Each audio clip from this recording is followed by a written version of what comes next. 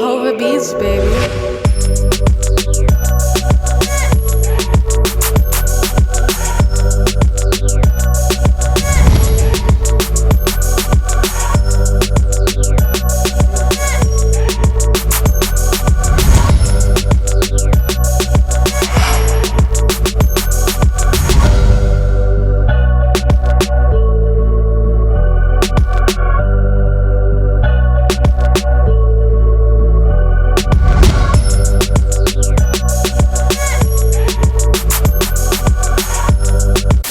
It's your boy Fat Boy Izzo. You now tuned in with B.A.R TV with Miss Melony. Talk about it. What's good, guys? You already know it's your girl, Miss Melony. We are here in the presence of greatness. We got Fat Boy Izzo here. Hey, talk about it. We have this in-studio listening session because Fat Boy Izzo recently dropped a project. And what's that project called? Lost Amongst Bosses. Talk about Money Records Presents. You understand me? Losses Amongst Bosses. Losses and Amongst Bosses. He definitely has shown resilience. I want to give my condolences to you and your family recently. Appreciate that. For those who don't know, this is Fred the Godson's baby brother. Rest in peace, Fred the Godson. We lost him to COVID tragically in the middle of this pandemic. And for me, it was very important to come out here. That's why it was like, you're coming from Staten Island. Nah, yeah, it was very important because like I mentioned before, Offset, your brother was supposed to come on to my next filming and I shut production down because of COVID. So it was like, and I got that DM and I don't even want to erase the DM because it's like that's the last moment of someone great that you share. And so for me, it was really great to hear that his little brother is following his footsteps, which now I learned you already had been doing that on your own lane. Yeah. You two had kept each, your own lanes separate and you have two different flows or styles, yeah, right? Different. It was like more like, see, Fred is more from the B.A.R era. You feel me? Like bar for bar. Bars, you know bars, yes. That's why he dropped that freestyle. Yeah, Watch the freestyle. Bar, That's where I one of the best, had him on 93.5 FM. Gordo was there, so definitely love. Yeah, when you listen to Fred, it was more like, you like, damn, like, yo, what he just said? Like that type of vibe. And it always been like that even before, when he was younger. You can't put these niggas in the same category the God and hater. I can see right through them. Carbon paper. They said I'm too humble when I should be arrogant, more adamant, gun near the abdomen, see the handle like Maverick.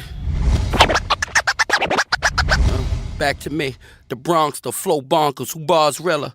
I came to conquer, I'm a monster, I'm Fred the Godzilla. Rappers, I know you hear me. It's clear I'm smart, all words I'm Mark Wahlberg, that's why you feel me. I sold coke, so the money came, hold up. I sold coke, soda, money came. And what do you, if you could sum up your flow and your style? I'm more of a, my music is more of a vibe. Like I'm more of a like you're gonna straight to the point. It's really like no metaphor to it. You know what I'm saying? Like I wanna speak. I'm gonna tell you about my pains and my, you know what I mean, sorrows and shit like that, and give you like what life is. You feel me? I always left that to Fred. Right. You know what I'm saying? And Fred always knew that. He'd be like, yo. So yo, he'd be like, yo, you wanna go to this? He said, we gonna go to this joint. He said, he might ask you, spit some bars. But I told him you don't do that. Don't worry about that. He had your back. Oh, big bro. Nah. I'm like, yo, it's whatever. You like, nah, I ain't gonna push you in that situation, guy. Oh, that's so sweet. You know what I mean? But that's the relationship that we had. You know what I'm saying? And even now, like I still do my music, and it's like I feel like he there, he right there, he watching, he making sure we straight. You feel me? And how long have you been doing music? I started around 2013. Okay. 2013, I actually. Well, a long time ago, when I was 17 years old, Freddie wanted me to do music. I just wasn't in for it, you know what I mean? I was just wanted to be there with him. Yeah. You know what I mean? I was running around young and doing, like, going to school, selling his CDs and shit like that. Like, that was my thing. Like yo, we out. Yeah, like, yo, we out. We got to go. We driving. Yo, we out of town. come on, I'm taking my car. Like, the whole team knew it was like, yo, like, it's just running around. I just wanted to see him win, and that was my bigger brother. So I was like, yo, if you're going to follow behind anybody, why not by your own? So You feel me? And that was the vibe, you know what I'm saying? So when I actually started taking it serious was 2013. Yeah, I took it serious. what was that first moment, if you can remember, that you could looked at yourself and said, I could do this? Yo, that was, I think about, I remember it's so crazy because it was like, it was more of a, we was working with so many artists at that time when Fresh started, and I was the person that was building up like the entourage, you feel me? Like, yo, this person do music, he's nice. And we had Street some good team. people, Yeah. you know what I mean, doing some good music. Like, a lot of people that people was recognizing that was out there, they don't work with us. You understand? You know what I mean? Everybody just went their own lanes, and there was never no bad blood. You know what I mean? So around that time, I was just like, yo, I could do this shit myself. You know what I'm saying? I did my first song called Been On It, and you know what I mean? Like, the people that followed us just, they gravitated to me. They took, oh, you do music? And they just accepted all that from me, you feel me? And it was just energy to keep it going. So it was easy for you to break in. It wasn't much of a challenge. Nah, it wasn't. Especially having him as your big brother, I'm Yeah. sure. Freddie be like, yo, you put all this money on people you've been doing yourself. I remember we was in the car talking, like, the first time I actually... did you first start trying to, like, Nah, I was just getting, bring like... other artists out, put other people yeah, on? like, because the thing is, TBM Cho, How Many Records, that's the label. So it's like, you know, we was like pushing to get other artists to get on board. And we had came through some. We had did a TBM Volume 1 tape, like around 2012. Okay. 2010, you know what I'm saying? We did a tape and we had artists on there and stuff like that. You know what I'm saying? But it comes with, I'm not going to lie, doing music is not the easiest thing in the world, so. What would you say is the hardest part about doing music?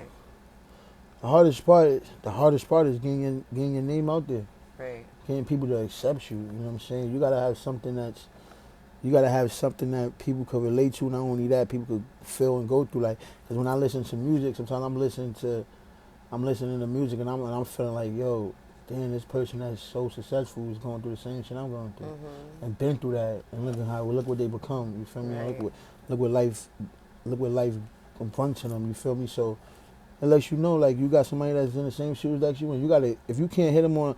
See, when Fred did music, he's a bar for bar person. Yeah, you know what I'm saying? So you listen to his music, like, damn, that nigga spit. And then you got another type of, I think they call it emo.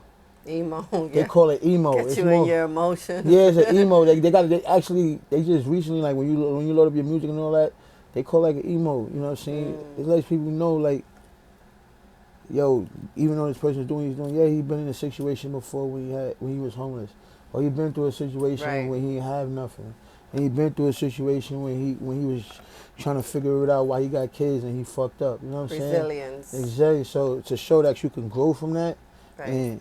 and you put that into your music, you're gonna have so much people that relates to that and want to listen to you. It's true. Serious. Definitely true, because that's the kind of music that you want to rewind it back to. But hold on, Exactly. what did he say? Wait, I gotta pay attention because there's a lesson in this bar right here. It was crazy. You know how many times I've been in the house of my girl put a Beyonce song, like, nigga, you ain't shit, cause I know you. You know what I'm saying? Y'all females. You know what I'm saying? Like, and that's the music that keeps people wanting to listen to. Yeah, because they're relating to it. It relates to everybody's situation. Relevant. You know what I'm saying? So, and that's what pretty, like, when you listen to a lot of my music, I talk about struggles. I talk about how you could become nothing if you don't do nothing. You know what I mean? I talk about motivational shit, like, yo, you the person controlling your life. You know what I'm saying? You can make it through all this shit. You know what I'm saying? So on your project right now, what are the top 3 favorite that you love the most? And let's talk about what was the inspiration behind it. I have a track called Reason Why I'm Here. That pretty much explains, like, you know what I mean, reason why I put in order, grind hard, do it for my daughter, grind hard, pull it for my son, stand here and be the only one. You know what I'm saying? So when you listen to that, it's like, then I'm talking about, you know what I mean, like, why I'm really out here for, like, what I'm doing out here, like, you know what I mean, how Gordo got my back type. You know what I'm saying? How I left from this and now I'm on this type of time, and I ain't gonna let nothing slow me down. You know what I'm saying? It's so much distractions. Doing music, you can have 1,000 distractions. It's easy to quit. Right. I tell anybody that it's easy to quit. It's easy to say fuck it. That's the easiest part. Have you found your moments where you felt like saying fuck it, and what stopped you from giving up? I never it wasn't I wasn't really never saying fuck it, but it's really more like I gotta worry about this later. And sometimes saying you're gonna worry about it later could put you in a position where you're not doing it at all. Right. So I had to Procrastinating. check myself on that. And even if you said if you was recording 10 songs and putting out 5 videos a month, so dumb it down to doing 7 songs or 5 songs and coming out with 2 videos a month. Right. Instead of just not doing nothing, because that drags on. Yeah. That drags on. It drags you on to not you want to do shit at all. You gotta stay productive. You know what I'm saying? Because now you're not putting it inside your schedule. You know what I'm saying? And I feel is that as long as you're doing something, you go good. As long as you're doing something, you ain't gonna never stop doing nothing. Right. You know what I'm saying? Yeah, you gotta show progress every day. Like, if I'm not in the studio, I'll probably be in the studio working. If I'm not in the studio, then I'm doing something that's gonna be better than music regardless. Do you do other business ventures aside from music? Hell yeah, you have to. You gotta be involved. Music, doing music is its own creature alone. You know what I'm saying? Yeah. But it's all about, you have to position yourself. You have to position yourself to be able to manage through all the things that you want to do. And even if it's too much, you have to position one thing to take care of another thing. This thing is going to take care of this, so I got to do both to keep this up. And that's how I put my life into position, you feel me? So, of course, I ain't perfect. Don't follow my footsteps, because you know what I mean? I give you some type of motivation, but my whole thing is you have to position yourself to do this music shit, especially if you're on an independent scale. Right. You know what I mean? A lot of people run into these labels, they run into to go sign to a deal because they looking for somebody to, I need somebody to take care of all my expenses. Right, that's what they think. That's what it Yeah, means. that's what it is. That's what it is. If I do this, they gonna take care of every single thing. Like, but you The dream. You don't own Please nothing. You're don't not. fall for it. You know what I mean? No, I'm not. Listen, I tell you, it's good to have a deal. You don't have to rush into it. You know what I'm saying? Right. When you position yourself to actually take your time. It's good when you into know your worth and you know the deal you're going into. If you're going into a deal that's gonna add value to your brand, makes sense. But if you're looking at it like I just need a few dollars right now, I just need a few you're dollars gonna right now. shoot yourself short in the future. Yeah, like I put a lot of time. I put a lot of time, and I invested in myself crazy. Nice. And that was always one of the things that Fred always was telling me. That was always be like, yo, bro, you be doing that shit. Nice. You be like, yo, you have no problem investing into yourself. Right. I invest into, if I know that you working, the investing in myself is the easiest part. Because I done invested in so much other people that wasn't working as hard as me. Right. You know what I mean? Like, I don't have a problem. Like, if you next to me and you my man and you doing something, I'm willing to help you. I can invest in somebody with no problem. Right. That's my thing. Because you see the value. I see the value. I'm like, yo, you going to do something. If you my man like that, you my people, and I want to see you win, I'll never have a problem investing in you. Belief is amazing, to believe in someone. Yeah. You know what I'm saying? So, for me to do it for myself, that was a jiffy. Nothing. Good. You know what I'm saying? I keep it going. Right.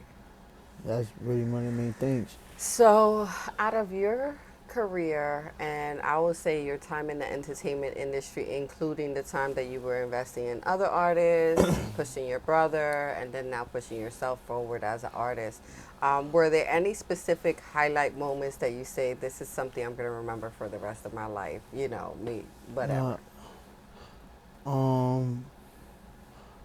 Our first years of running around doing the music was like the first 20 years, probably like 10 years, was running around with Fred.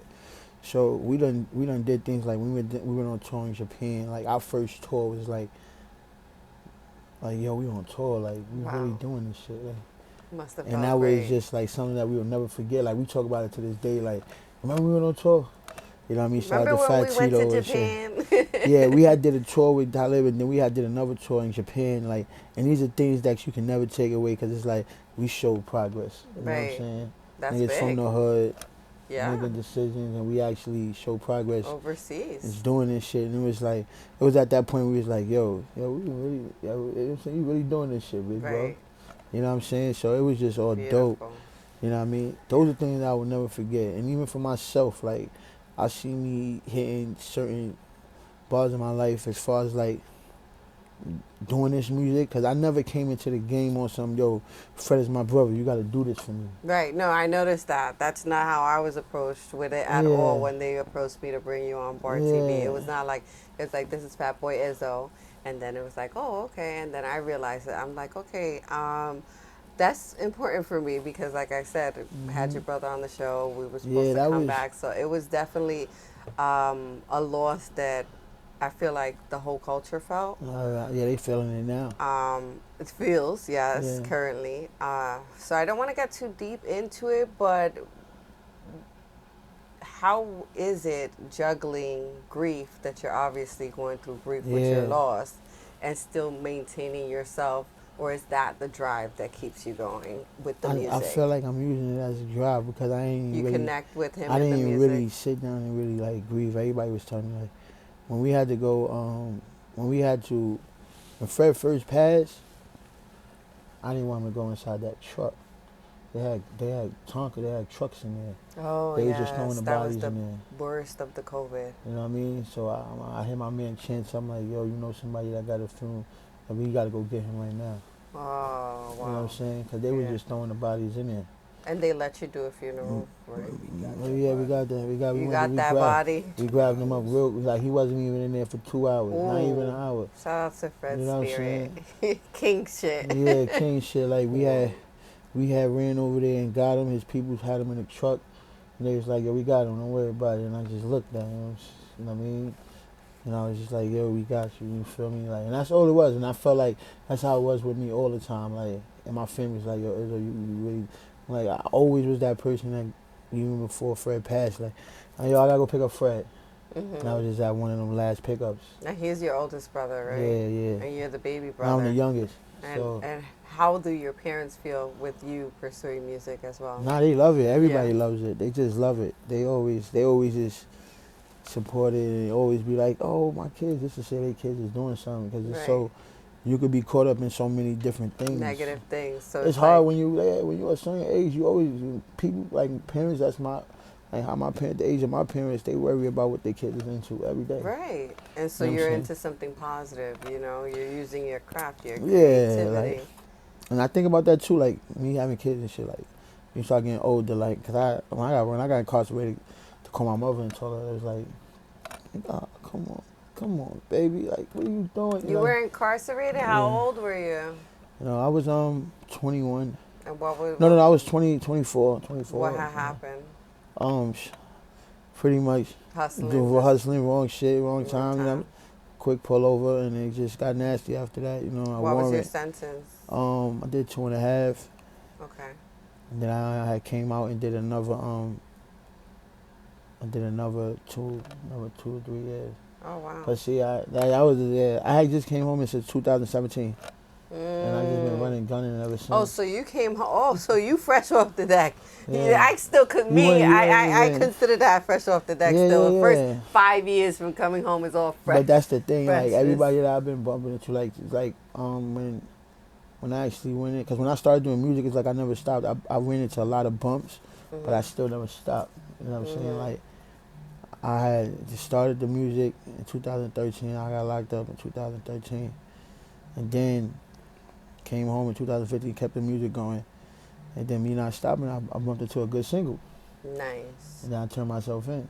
You know what I'm saying? Like, and that's just Let that just show you like you're gonna bump into these bumps in the road. You're gonna go through this shit. Leap over them. You gotta leap over them. You them shits take control of you, or you can keep it pushing. Right. You know, I fought to keep it pushing. You know what I'm saying? It's good like to hear from people that I was incarcerated with, and people that.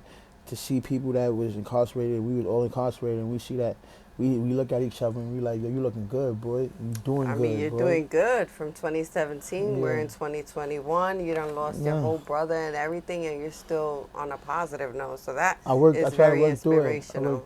I try to work through it.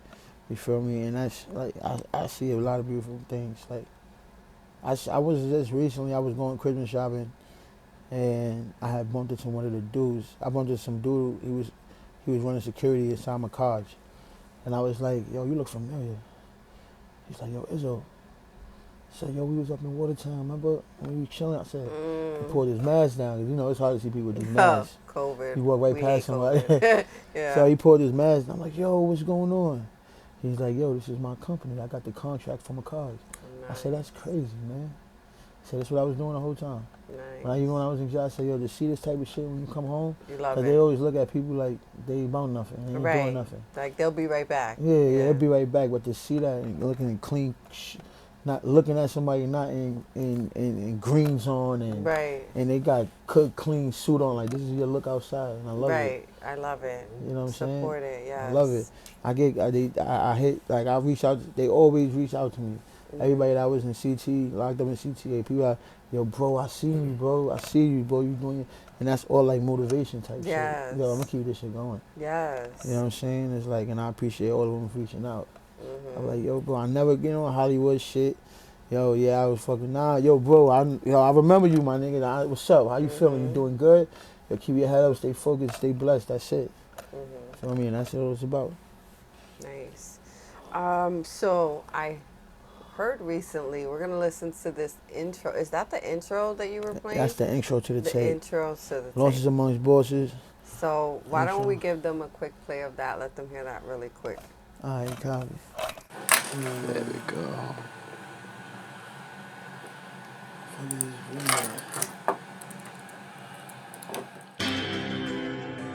Jimmy, I'm talking about it. Yeah, we finally here. Yeah, talk about it. Losses amongst bosses. Let's talk about money record. Fred, I love you, my We nigga. on gold forever. Yeah, we on go. We finally here. I love you, my nigga. TBM talking about money. Want my mama to see me say I did it. Big bro smiling down while we handle business. To just wait up on my shoulders, I'ma ride it to the finish. Through these trials and humiliations, hard without your presence. Knowing you here, you was just sitting right there. My knees is in on everything, I solemnly swear. I hit the booth and hear your thoughts, and I shed out a tear. Whisper in my ear, you tell me put it in gear, we riding out. Loaded up all this ammo to see what this talk about. Maybe it's just a post where they thugging it out for clout. Either way, I'm headed south. For this money, I did want you to be brave. Try to just take it from me. Early days and these late nights. Just putting all this work, ain't no reason to it. Just scared to just be broke. Need it all like I'm feeding dope. Rocky against the ropes, checking in with rejection, hearing no. They walking around, moving free, screaming life is hard. I'm coming from early on the child, get it in the yard, headed up and I'm going far. How you looked at me in leeway, your hustle ain't matching up with the star. Got a whip, it want a bigger car, fence in a nice yard. Still gon' put that pain, tell them boys to play hard. I'm rapping you my struggle, how you told me you don't see bars. Upstate, downstate, you know your boy took the charge. Anytime we pull up in sun, they wonder who we are. Live it up and never forget about where I'm from. Late night, sleep it up in that cold. Now we up and we bandits, just getting what we owe. Blessings up to my niggas, I ain't never ever fold. Took the way, lost they loved ones to a story never ever told. Talk about it. Yeah, losses amongst bosses. Now welcome y'all to losses amongst bosses.